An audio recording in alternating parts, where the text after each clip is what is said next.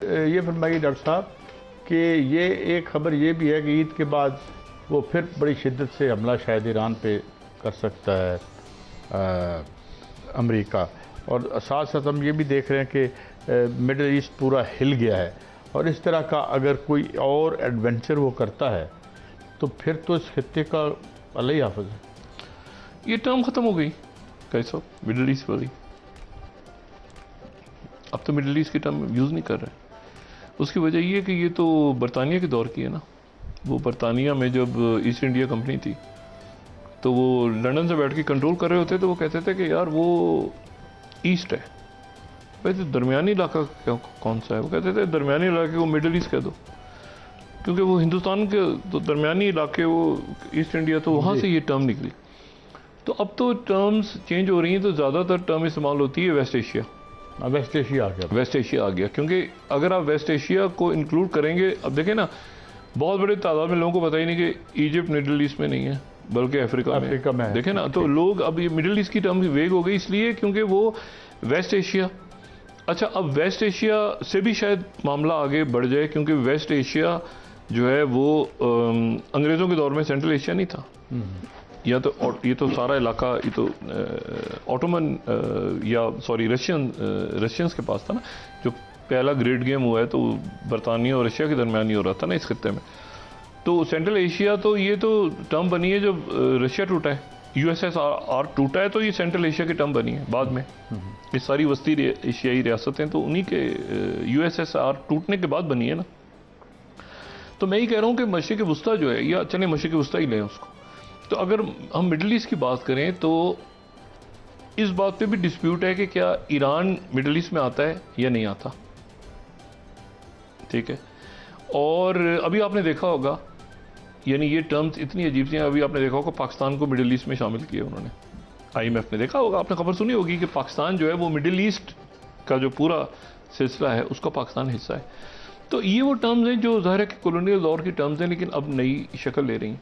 ये waste Asia है, ये जो जंग हो रही है इस वक्त, ये इसको मैं ज़ाती तौर पे इन दोनों जगहों को कनेक्ट करता हूँ, यूक्रेन की जंग को भी और ये जो वेस्ट एशिया में हो रही है, क्योंकि ये जंगें जो हैं ये यूरेशिया में हो रही हैं। ये यूरेशिया की जंगें हैं, और यूरेशिया की जंगें इसलिए हो रही हैं कि यूरेशिया के अंदर बेल्ट एंड रोड ख़त्म हो जाए। असल में बेल्ट एंड रोड तबाह हो जाए, ये इलाका इतना डिस्टेबलाइज हो जाए कि यहाँ पर बेल्ट एंड रोड, यूरेशिया का पूरा बेल्ट एंड रोड जो है वो तबाह हो जाए, ख़त्म हो जाए। तो ये खुफिया मंसूबा है, नहीं खुफिया स्ट्रेटजी है उनकी। देखिए ना, अगर अमेरिकन ये सोच रहे हैं कि पूरा बेल्ट एंड रोड यूरेशिया के अंदर फैल रहा है, तो अगर आप यूरेशिया को डिस्टेबलाइज कर देते हैं पूरे ये पॉलिसी तो यूरेशियन बेल्ट को, ये तो चीन की पॉलिसी है। तो मैं वही कह रहा हूँ ना, अगर आप सुपर पावर की उनकी स्ट्रेटजी देखेंगे, प्रेसिडेंट ट्रंप कहते हैं ना कि ये डोनाल्ड डॉक्ट्रिन है कि वेस्टर्न हेमिस्फीयर में, तो अमेरिका के अंदर तो अमेरिका तो एक अलग है ना। तो फिर चीन तो बर्दाश्त नहीं करेगा सर। नहीं, तो चाइना जो है वो इतनी बड़ी पॉलिसी के चाइना तुर्की तक और यूरोप तक जाना, डिस्टेबलाइज करना बड़ा आसान है। आपके सामने बैठे बैठे पूरे खलीजी रियासतें डिस्टेबलाइज हो गई ना जी। UAE, कतर, आगे भी सब डिस्टेबलाइज हो गया ना, पूरा खिता हो गया। अब इनको स्टेबलाइज करना कितना मुश्किल है। एक दफा जो मुल्क डिस्टेबलाइज हो जाए, अल्लाह अपना करम करे, आप यमन को स्टेबलाइज कर सकते हैं, आप सोमालिया को स्टेबलाइज, जब जो अब आज के वक्त हमारे सामने देखते ही देखते लेबनान, एक खूबसूरत मुल्क, बैरूत की फ्लाइट जा रही हैं, लोग जा डिस्टेबलाइज हो गए। ये आप जितने मर्जी तब्दीलियां ले आए सीरिया में दोबारा, क्या सीरिया स्टेबलाइज हो सकता है? नहीं हो सकता, डिस्टेबलाइज हो गया। गजा दोबारा आबाद नहीं हो सकता। देखें ना उसको, आप मुझे बताएं वो उसमें गजा की इन्वेस्टमेंट आप करेंगे या इस वक्त ईरान कह रहा है कि हमें जो हमारी तबाही बर्बादी हुई उसे करें, या अरब ममालिक जो जिनका ऑयल, जिनकी अपनी इकॉनमी बैठ गई सारी, तो वो इस वक्त मदद करेंगे, इस वक्त वो मदद करेंगे। तो बात यह है कि मतलब इस वक्त तो कौमों को खुद खड़ा होना है ना। नहीं तो सर सारा कुछ तो डिस्टर्ब कर दिया है, क्या यह संभलेगा और बेहतर होगा कि नहीं, अल्लाह तरह मजीद डिस्टर्ब। तारीख तो बताती है कि दोबारा संभल भी जाते हैं मुल्क, लेकिन मैं तो आपसे कह रहा हूँ ना कि फौरी तौर पे कैसे होगा। यानी फौरी तौर पे जो डिस्टेबलाइजेशन होगी पूरे खत्ते को, आपने पूरी एक बसात उलट दी ना। अब उस बसात को उलट दिया आपने, अब इन्वेस्टमेंट्स, ऑयल की प्राइसेस, कहत, फर्टिलाइजर्स का निकलना, तो हाथ ही हीलियम नहीं का आ रहे। निकलना, ये निकलना, वो निकलना, फिर ये जो केबल्स बिछे हुए हैं उनका क्या फ्यूचर है। लेकिन ये सर सारा कुछ जुड़ा हुआ है ईरान अमेरिका जंग से, और अभी तो जंग बंदी है आरजी, क्या ये मुश्किल नहीं, ईरान को ना लेना आप, सर, क्या इसको मुश्किल फैला देना आप। हाँ, इसको आप लेबनान तक क्यों नहीं ले जाते? ये आपस में कनेक्टेड है ना सारे। ऐसे ये शराइत जो वो पेश कर रहे हैं, तो लेबनान की बात भी तो हो रही है ना। तो लेबनान इसराइल का तो डायरेक्ट ये जो आप बॉर्डर पे डिस्टेबलाइजेशन की बात कर रहे हैं, हम तो खैर ज़्यादा नहीं तो मुज़ाकरात होते हुए नजर आ रहे हैं। मुझे ये बताएं, अच्छा चाइना को छोड़ दें, उसके हम बाद में बात करेंगे, बज़ाहिर वहाँ पे एक स्टेबिलिटी है। अरे भाई अमेरिका खुद क्या कितना डिस्टेबल है, उनके अंदर रूलिंग क्लास की जो आपस में लड़ाई है, अगर आप देखें, और अमेरिका क्या दोबारा से अजीम बन सकता है? कोई चांद पे मंडी निकलेगी जहाँ जाके अपना सामान बेचेगा? बिल्कुल नहीं। मसला ये है कि ओवर प्रोडक्शन इतनी ज़्यादा हो गई है और मंडी इतनी सुकड़ गई है, जो प्रोडक्टिव पोटेंशियल क्रिएट कर दिया है, AI अब आ गई है, तो भाई कितने बेचना जे? तो लेकिन अमेरिका और जो रह गए थे खरीदने वाले, उनकी जेब में तो आना नहीं है। कैसा अमेरिका ने हाउ खुद ही यू तो आर पंगा गोइंग लिया टू है। Stabilise it? खुद ही तो पंगा अमेरिका ने लिया, कैसे मैं संभालेगा ये वो? कह रहा हूँ, मेरी हमल राय ये है कि अंडर दिस इकोनॉमिक आर्किटेक्चर ये जो चला है, ये अगर कंटिन्यू करता है तो आज ईरान की जंग रुकेगी, कल और लग जाएगी। क्योंकि अब चाइना जो है, चाइना की सिर्फ 60% उसकी पैदावार की खपत चाइना के अंदर है। रोड एंड बेल्ट उसका जो एक नीम सरमायादाराना निज़ाम है, उसकी ज़िंदगी की ज़मानत है कि उसको मंडी मिले, ठीक है, क्योंकि रेट ऑफ प्रॉफिट चाहिए, क्योंकि यहाँ प्रोडक्शन जो है उसके बेसिस प्रॉफिट है, ज़रूरत नहीं है। तो और प्लानिंग निकल गई है बीच में से, नो प्लानिंग, मार्केट इकोनॉमी का it's an anarchic system of production. अब मसला ये है कि मंडियाँ सुकड़ गई, सप्लाई साइड बहुत बड़ी हो गई, डिमांड मेरे गरीब भी थले बह गई, तो और कितने बेचना जी? नो, ये लड़ते रहेंगे, मेक अमेरिका ग्रेट कभी नहीं होगा अंडर दिस सिस्टम। मैंने पिछले दिनों का सब एक उनके बड़ा एक थिंक टैंक है, तो उसमें मैं एक तकरीर सुनना था, उसकी रिकॉर्डिंग, तो उसमें वो बड़ा इंटरेस्टिंग, एक प्रोफेसर कोलंबिया के, उन्होंने बड़ा सख्त लफ्ज़ इस्तेमाल किया प्रेसिडेंट ट्रंप के लिए। वो कहते हैं प्रेसिडेंट ट्रंप अमेरिका के गोर्बाचोव है। कहते हैं अमेरिका के, ये बड़ा खौफनाक लफ्ज़ है। जी, वो कहते हैं प्रेसिडेंट ट्रंप जो है ये अमेरिका को जहाँ ले गए हैं, और अमेरिका के अंदर खुद जितनी इस वक्त नफरतें फैल रही हैं और जो वाक़यात जन्म ले रहे हैं वहाँ पे, पोलराइजेशन जितनी अमेरिका, ये उनका ही लफ्ज़ मैं इस्तेमाल कर रहा हूँ। कहते हैं अमेरिका की गोर्बाचोव। डॉक्टर साहब, इसी को लेके मैं आपके सामने एक हकायक रखता हूँ थोड़े से, क्योंकि ये जो जंग हुई है इसमें दो चीज़ें हुई हैं। एक तो उन्होंने हमला कर दिया ईरान पे कि एटम बम ना बनाए या उसके पास एटम बम होगा, उनके जहन में क्या था, वो तो रूहानी मिशन अपना पूरा कर रहा होता है, वैसे हमला करता है, हाँ, ना करता, और वो रूहानी मिशन अपना पूरा कर रहा है जो सहूनी है। लेकिन एक टेक्नोलॉजी की जंग भी हुई है, और बड़ी ज़बरदस्त जंग हुई है टेक्नोलॉजी की, और टेक्नोलॉजी ने टेक्नोलॉजी को मात दी है। ईरान के पास तो टेक्नोलॉजी नहीं थी, उसके पास तो मिसाइल थे, ड्रोन्स थे, ये वो तो जो जदीद टेक्नोलॉजी थी वो अमेरिका के पास थी। अमेरिका अपने आप को टेक्नोलॉजी का घर कहता है। वहाँ से जो आज मैंने रिपोर्ट पढ़ी जो कांग्रेस में वहाँ पेश हुई, उसमें कहा गया कि 42 जहाज़ गिराए गए उनके, हर किस्म का जहाज़ उनका गिरा दिया गया। इसका मतलब है कि ईरान सिर्फ टेक्नोलॉजी के साथ नहीं लड़ रहा था, कोई और भी टेक्नोलॉजी वहाँ पर मौजूद थी जो कि टेक्नोलॉजी को मात दे दी। इसका मतलब है अमेरिका का वो भी जो मिथ थी वो भी टूट गई। चाइना का भी दो, और ये सारा हम बात पहले कर चुके हैं, रशिया का सारा मिसाइल सिस्टम था, और चाइना और लेकिन ईरान के अपने लोग भी तो लड़े हैं ना। बिल्कुल, देखें ना, लड़ाई तो की है उन्होंने। देखें, ये बात मैं पहले भी कह चुका हूँ कई दफ़ा, मियाँ साहब का साहब इस बात से उम्मीद करता हूँ यकीन करेंगे, आपको कभी अपना डिफेंस आउटसोर्स नहीं करना चाहिए जी। अपना जो दिफा है ना, कौमों को आउटसोर्स नहीं करना चाहिए। इन्हें आउटसोर्स कर दिया, और आउटसोर्स कर दिया कि भाई वो बिल्कुल जैसे घरों में होता है ना कि यार हम तो सो रहे हैं यार, बस जो चौकीदारी चौकीदार संभाले। आपको कुछ थोड़ा सा ध्यान खुद भी रखना चाहिए अपने घर का, अपने मुल्कों का, अपने मुल्क का, अपने शहर का, अपने मोहल्ले का। इन्होंने पूरा अपना मुल्क जो है उसमें बिलियंस ऑफ डॉलर्स कई मुल्कों ने अय्याशियों में खर्च कर दिए, होटल्स बनाने में खर्च कर दिए, वहाँ पे जो है वो शॉपिंग मॉल्स कैसी होंगी, कितनी बड़ी होंगी, क्या होगा, और जो बुनियादी उनकी हिफाजत कैसे करनी है, उस ऊंची इन्वेस्टमेंट ऊंची इमारतें, उस इन्वेस्टमेंट को बचाना कैसे है, क्या करना है। फौज की बजाय वो डिफेंस अपनी आउटसोर्स कर दी कि वो इसको अड्डा दे दो, उसको अड्डा दे दो, बाकी खैर है यार, ये इसराइल संभाल लेगा और अमेरिका बहादुर संभाल लेगा। तो मतलब एक दो पटाखे आके उधर से गिरे और वो तबीयत साफ हो गई।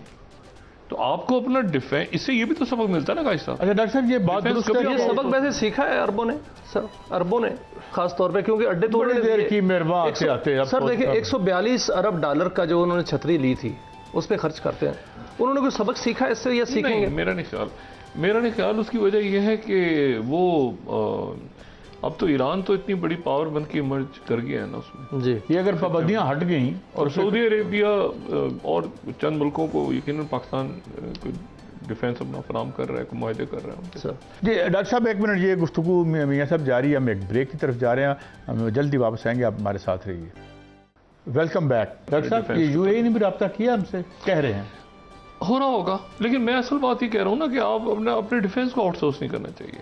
उन्हें, इन मुल्कों को, सारे हमारे बरादर मुल्क हैं, अच्छा है हमारे, लेकिन ये अब अपनी भी तो डिफेंस पे खर्च करें ना, अपने अंदर से भी तो पैदा करें ना चीज़ लड़ने की। हमारे अंदर तो ये सलाहियत है बिल्कुल पाकिस्तान में। पाकिस्तान ने तो डिपेंड नहीं किया ना, कि पाकिस्तान जब डिपेंड किया था एक वक्त में तो गलत किया था 71 में। बात सर यही है कि जो अरब वर्ल्ड है जा रही है, या आपस में लड़ाइयाँ इसी तरह जारी रहेंगी जिस तरह? नहीं, अरब वर्ल्ड खत्म हो गई है। अरब वर्ल्ड खत्म हो गई। अरब वर्ल्ड इसलिए खत्म हो गई है, इत्तेहाद वाली जो बात की ना आपने, कि गजा और लेबनान भी तो अरब वर्ल्ड है ना। अब आप अरब वर्ल्ड को किस तरह डिफाइन करते हैं? अरब वर्ल्ड को जो सहूनी है वो कहते हैं कि good Arabs are those who are dead Arabs. ये उनका नुक्ता नजर है बिल्कुल। कि अच्छे अरब वो हैं जो मरे होते हैं, सिर्फ वो जिंदा अरबों को मानते ही नहीं। और आप कमाल देखिए कि उन्हीं के साथ जो है अरब जाके मुआहदे कर रहे हैं, और जो भी उनकी पॉलिसीज हैं। बात यह है कि अरब ही तो इस वक्त लेबनान में शहीद हो रहे हैं। अच्छा, अरब से मुराद हरगिज ये नहीं होता कि आप मुसलमान हो। जी बिल्कुल, अरब जो हैं वो उसमें दुरूज भी तो है ना, बिल्कुल है। अरब में क्रिश्चियंस भी तो है ना, अरब के अंदर ये आपके मेरोनाइट्स भी तो है ना। तो अरब कोई एक जो है वो मुख्तलिफ मज़ाहिब है ना, उसमें क्रिश्चियंस बहुत बड़ी तादाद में है। जी। जो आपको वहाँ पे यरूशलेम में नजर आते हैं क्रिश्चियंस क्रिसमस में, तो वो अरब ही है ना। अरब ही है। मैं से भी कह रहा हूँ कि अरब तो आपने कहा ना कि मुत्तहिद हो जाएंगे, तो वो तो अब भूल जाएं। ये पहले जितनी जंगी हुई हैं इस खत्ते में, तो ये अरब ही अरब उनसे लड़े हैं ना। कौमें तो आपस में जो लड़ी हैं वो तो अरब ही लड़े हैं, मुसलमान भी लड़े हैं, मुसलमान और ईसाई भी लड़े हैं। जी। तो अरब तो इकट्ठे नहीं हो सकते, ये तो सवाल ही पैदा नहीं होता, क्योंकि अरबी बोलने वाले तो सारे, इस वक्त आप देखें ना अफ्रीका में जो कुछ हो रहा है, तो सारे अफ्रीका चार्ट के हर मुल्क में खाना जंगी है, जो एक्चुअली ओल्ड प्ले बुक है। कि एक पूरे स्टेबल रीजन को, आज से आप चले जाएं ना इराक पे इन्वेजन से पहले चले जाएं, तो आप इस पूरे रीजन को देखें। सद्दाम हुसैन के गिरने के बाद से ये रीजन स्टेबलाइज नहीं हुआ, बल्कि एक रीजन में अगर एक अरब मुल्क तबाह हो रहा होता है तो दूसरा मुल्क खुश हो रहा होता है कि यार अच्छा है, वहाँ का बिजनेस हमारे पास आ जाएगा। वहाँ चूंकि एयरलाइंस नहीं चल रही, तो हमारी एयरलाइन ज़्यादा अच्छी चलेगी। ये इत्तेहाद कैसे करेंगे? यही मैं चाह रहा हूँ पूछना कि सहूनी तो ये चाह रहा है कि ग्रेटर इसराइल, वो नील से फरात तक और वो करबला से मदीना तक वो जाना चाह रहा है, उसका पूरा नक्शा जारी कर दिया। तो क्या एक एक करके ये सारे गिर जाएंगे, तो या मुत्तहिद होकर उसका मुकाबला करेंगे, या ये होना है यार मियां साहब, होके रहना, ये समझ ले कि ये होके रहना है। मियां साहब, पहले अमेरिका तो अपना को ख्याल कर ले। बहुत इजराइल पीछे रह गया, इजराइल खेल खत्म, जो कि रूहानी मिशन पे निकला हुआ है। अगर उनकी लड़ाई नहीं भी हुई ना, नेतन्याहू नहीं, तो उसका जो भी उसमें से आएगा वो यही मिशन पूरा करेगा। मैं ये कह रहा हूँ कि मुझे ये लग रहा है, मेरी राय गलत हो सकती है, जो अब सबसे बड़ी रियासत लियोन ट्रॉट्स्की ने एक बात की थी कि America is a monster with a feet of clay, एक बहुत बड़ा जो हैकल जिन है जो मिट्टी के पांव पर खड़ा है। तो अब आप देखेंगे कि जो अमेरिकन कैपिटलिज्म है वो, जिसको ग्रेट, अब हुआ क्या है, तो मैं मुख्तसर, आज हमारा मौजूद तो नहीं है, कोई सारा पैसा तो सट्टे में फेंक दिया, स्टॉक एक्सचेंजों पे चल रहा है, मैन्युफैक्चरिंग खत्म हो गई है। अमेरिका ग्रेड करते करते, यानी स्लैब करते करते, क्या ये जो आपके टैरिफ थे जाके शी के कदमों में बह गया कि राबिदा वास्ते कितनी जल्दी पहले आया, अब नूरी आया, मौला जट आ गया, उधर जाके हमें लगा कि नाल वो मौला जट के साथ एक जो क्लाउन नहीं होता वो बना के उन्होंने वापस भेज दिया और उसने अपनी ट्वीट में माना कि यस वी आर डिक्लाइनिंग। उसने बट इट्स नॉट मी, मैं दोबारा 16 महीनों में ऊपर ले आया हूँ, ये तो वो जो बाइडन था। तो मियाँ साहब मुझे ये लगता है कि the world is in for a very long period of instability it is. और ये सबसे बड़ी गलत बात है कि जी आप पॉलिटिकल स्टेबिलिटी लाएंगे तो इकोनॉमिक स्टेबिलिटी होगी। अरे भाई इकोनॉमिक इज़ द बेसिस जिसके ऊपर आप सुपरस्ट्रक्चर खड़ा करते हैं सियासत का।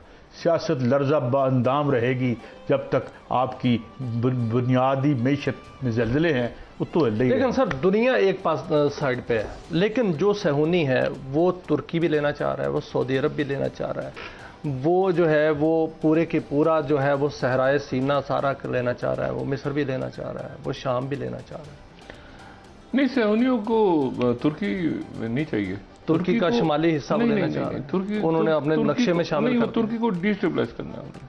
तुर्की का कोई बड़ा हिस्सा उनका ग्रेटर इसराइल का हिस्सा नहीं है। तुर्की जो है, तुर्की को उन्होंने डिस्टेबलाइज करना है, ठीक है, जिसकी कोशिशें पहले भी हुई थी और अब भी हो रही हैं कि वो डिस्टेबलाइज हो, दहशतगर्दी हो। वो जो इशू है ना जो काजी साहब ने बात की अभी कि मईशत और पॉलिटिकल, ये कि एक ये लंबे अरसे तक चलेगा। देखिए मईशत तो उस वक्त तक आपकी, बिल्कुल काजी साहब ने बात बिल्कुल ठीक की कि मईशत आपकी बुनियाद है, लेकिन हम मईशत के ऊपर तो उस वक्त तवज्जो देंगे ना जब ऊपर स्टेबिलिटी होगी। अगर ऊपर बम फट रहे हैं और तबाही हो रही है और मिसाइल गिर रहे हैं तो वहाँ पर नीचे मईशत कैसे खड़ी होगी? तो वो मईशत के साथ लिंक्ड है। और मईशत जो है, अब मुझे बताएं ना, इस वक्त अगर दुनिया की मईशत बर्बादी की तरफ चली गई है तो क्या मैं ये बात कर सकता हूँ कि मईशत को हमें ठीक करना चाहिए? क्योंकि मईशत तो गई ही जंगों की वजह से बर्बादी की तरफ है। तो पहले आपको रिजॉल्व करनी है जंगें, और ये ज़हन में रखें बात कि हमेशा जंगों से भी फ़ायदा उठाने वाले लोग होते हैं। बिल्कुल, जंगों से भी फ़ायदा उठा रहे होते हैं, और जंगों से फ़ायदा से वो नहीं उठा रहे होते जो असला बेच रहे होते हैं। जो वॉर इंडस्ट्री है ना, वॉर इंडस्ट्री सिर्फ ये नहीं है कि ये वेपन्स भेज रहे हैं, फार्मास्यूटिकल्स, बिल्कुल ऐसा ही जाहिर है, वहां पर लोग जख्मी होते हैं, देखे ना, वो उनके भी बीमारियां आती हैं, उनके भी काम चलते हैं, बिल्कुल बहुत ज्यादा। तो इसी तरह से जो है अभी इमारतें गिर रही हैं, लोग शहीद हो रहे हैं। कहीं ना कहीं इस दुनिया में कुछ ऐसे लोग बदबख्त बैठे होंगे जो सोच रहे होंगे कि यार ये सारा तबाह हो जाएगा ना, ये तबाह हो जाएगा तो ठेका हमें देना है। आखिरी जो कि हमारे मिनट्स हैं, तो पेट्रो डॉलर गया, और अब जो करेंसी है नई वो फौरी तौर पे तो नहीं, लेकिन उस तरफ जा रही है दुनिया, अभी फौरी तौर पे तो नहीं जा रही है उस तरफ। एक वो खत्म हो जाता है ना, एक वो जो भरम है वो खत्म हो जाता है कि यार इसके बगैर भी काम चलता है। तो रशिया पे पाबंदी लगी, रशिया ने बेचा, इधर हुआ ईरान बेच रहा है, तो ये तो चीन और रशिया तो मुतफिक हो गए हैं, ईरान भी मुतफिक हो गया है, और बाकी सऊदी अरब ख़ास तौर पे वो भी इस तरफ आ रहा है। तो अगर पेट्रो डॉलर जो है उसको ज़द पड़ती है इस पर, अभी जो जंग के दौरान पड़ गई है तकरीबन, तो एक बड़ी मार्केट निकल जाएगी ना डॉलर से। अभी तो पेट्रो ही बंद है सारा। हाँ, अभी तो देखें ना, पेट्रो ही बंद है ना हुर्मुज़ की वजह से, और फिर उसके बाद ये दोबारा कैसे शुरू होगा, दुनिया में क्या होगा, लेकिन उसकी कसम पड़ गई है पेट्रो। देखिए हर चीज़ की एक शेल्फ लाइफ होती है। ये शेल्फ लाइफ 1945 का जो ऑर्डर था, जैसे पाकिस्तान में 1985 का पॉलिटिकल ऑर्डर खत्म हो रहा है, जो मेरा एक थीसिस है कि ये पॉलिटिकल ऑर्डर जो है ये ख़त्म होकर दम तोड़ रहा है और एक नया पॉलिटिकल ऑर्डर पाकिस्तान में जन्म लेगा।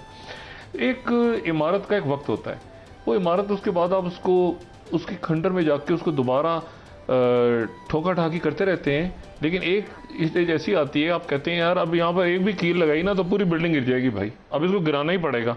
तो किसी भी नई बिल्डिंग को बनाने से पहले वो पुराने खंडर को गिराना ज़रूरी होता है।